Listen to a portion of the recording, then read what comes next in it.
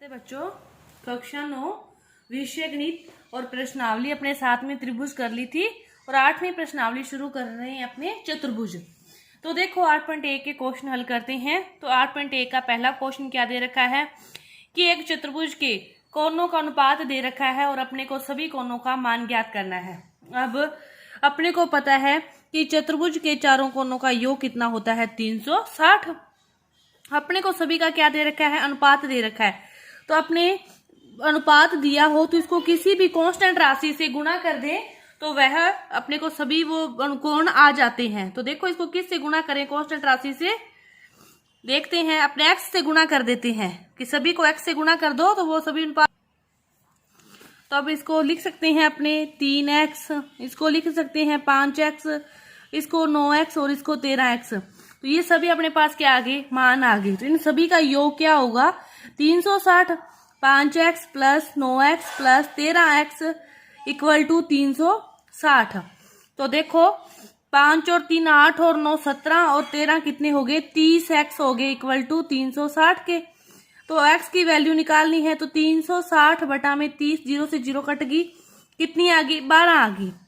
अब फिर देखो जो 3x है तो वो कितना हो जाएगा 12 3 36, 5x 12 5 60, 12 को 9 से करोगे 108 और 12 को 13 से करोगे तो आपके पास आ जाएगा 156।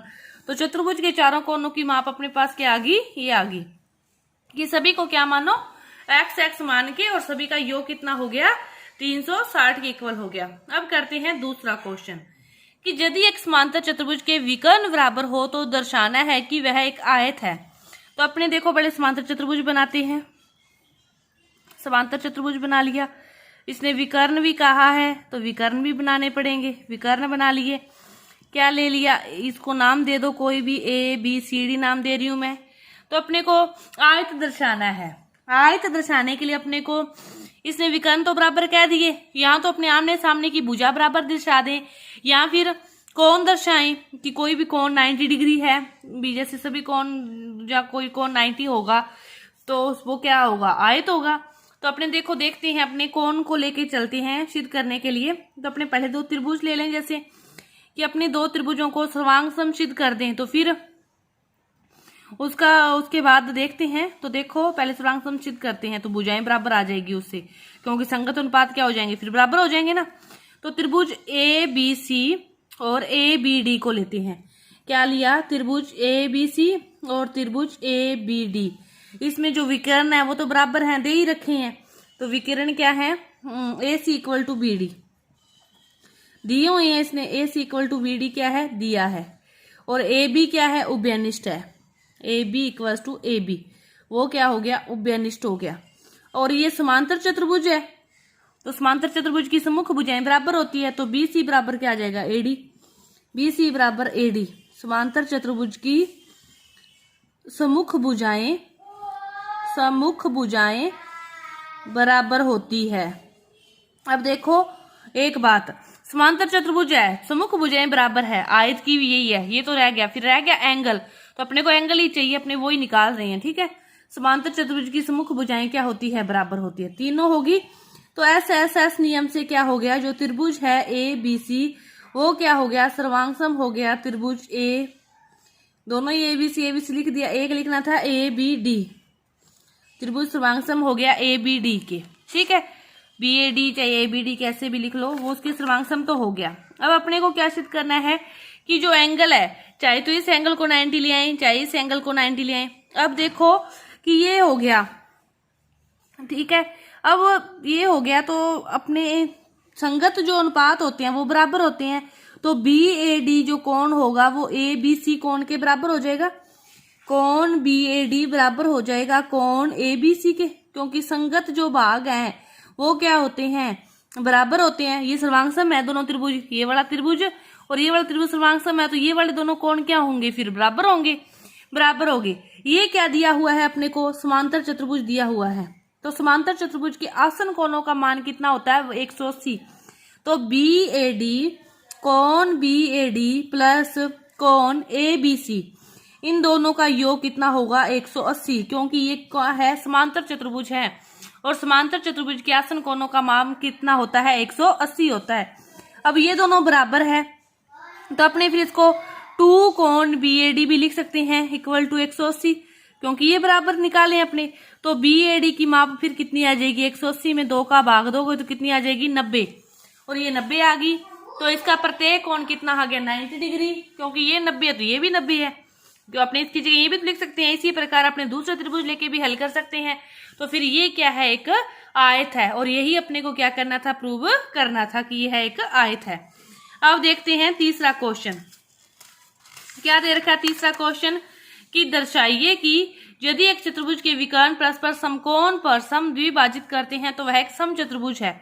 अपने देखो पहले वो बनाते हैं, चतुर्भुज बना लिया ABCD, इसके विकर्ण परस्पर समद्विभाजित करते हैं।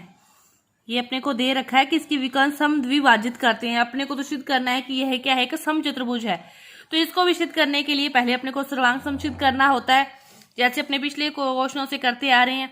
अपने कोई भी दो त्रिभुज ले लो, जैसे AOB ले लो और AOD ले लिया, ये दो त्रिभुज। बाकी फिर उसी प्रकार अपने सीधा लिख दें, कोई भी दो त्रिभुज ले लेते हैं एक बार, ठीक है। अपने त्रिभुज ले लिया AOB और दूसरा त्रिभुज ले लिया AOD। अब देखो इसने ये तो दे ही रखा है कि ये क्या करते हैं, समद्विभाजित करते हैं। तो समद्विभाजित का अर्थ क्या होता है कि इतना भाग इस भाग के बराबर होगा, ये भाग इस भाग के बराबर होगा। तो OB बराबर OD अपने लिख सकते हो कि दिया है, चाहे लिख देना कि विकिरण परस्पर समद्विभाजित करते हैं, ठीक है।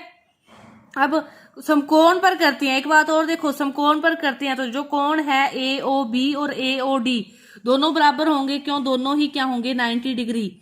AOB कोण AOD बराबर हैं क्योंकि ये दोनों क्या है, 90 डिग्री है, प्रत्येक समकोण है, कैसे भी लिख सकते हो आप। और AO इस त्रिभुज में भी AO आ रही है और इस त्रिभुज में भी AO आ रही है। तो AO बराबर है AO के, कौन सी भुजा आ गई, ये वाली उभयनिष्ठ भुजा। ये कौन सी भुजा होगी, उभयनिष्ठ भुजा। तो फिर त्रिभुज AOB क्या होंगे, सर्वांगसम होंगे। कौन से नियम से, SS नियम से, क्योंकि SAS नियम से, SAS नियम से ये AOB, चाहे RHS नियम भी कह सकते हैं, क्योंकि 90 डिग्री है। तो AOB त्रिभुज AOD के क्या है, सर्वांगसम है। सर्वांगसम है तो फिर AB बराबर AD होगा। क्यों होगा, संगत भाग बराबर होते हैं। AB बराबर AD, क्योंकि संगत भाग बराबर होते हैं, संगत भाग बराबर होते हैं। ये तो अपने लिए थे ये दो त्रिभुज। अब अपने ये दो त्रिभुज ले, इसी प्रकार त्रिभुज AOB और त्रिभुज BOC, AOB और BOC को हल करोगे, ये 90, ये उभयनिष्ठ भुजा, ये वाले विकिरण बराबर दिए हैं। इसी प्रकार यहां से फिर कौन सी भुजा बराबर आ जाएगी, AB बराबर BC, क्या आ जाएगी, AB बराबर BC। फिर इसी प्रकार वापिस से, अब अपने पहले ये दोनों ले लिए, ये ले लिए, अब इन दोनों को ले लो, त्रिभुज BOC और त्रिभुज COD। त्रिभुज COD में फिर कौन सी भुजा बराबर आ जाएगी, BC बराबर DC। समीकरण नंबर ये, इसको 1 दे दो, इसको 2 दे दो, इसको 3 दे दो। अब देखो इक्वेशन 1, 2, 3 से क्या है, AB बराबर AD, AB बराबर AD। यहां से AB बराबर BC है तो इसके बराबर भी BC होगा, BC बराबर DC है तो इसके बराबर भी DC आएगा। तो चारों भुजाएं क्या आ गई, बराबर आ गई। अपने को क्या प्रूव करना था, यही प्रूव करना था कि समचतुर्भुज है तो उसकी चारों भुजाएं क्या होंगी, बराबर होंगी, तो ही तो फिर वो समचतुर्भुज होगा। तो ये अपना कि यह दिया गया जो चतुर्भुज है वो क्या है, समचतुर्भुज है। कुछ भी नहीं किया, कुछ भी औखा नहीं था, बिल्कुल ही सौखा सा क्वेश्चन था। आपको सब कुछ दिया हुआ है, बस उसको थोड़ा सा हल करने का तरीका आपको समझ में आ गया तो क्वेश्चन आपका हल हो गया। तो आपका ये 8.1 का जो एक भाग है पूरा हुआ। आगे का जो भाग है वो अपने अगली वीडियो में करेंगे। धन्यवाद।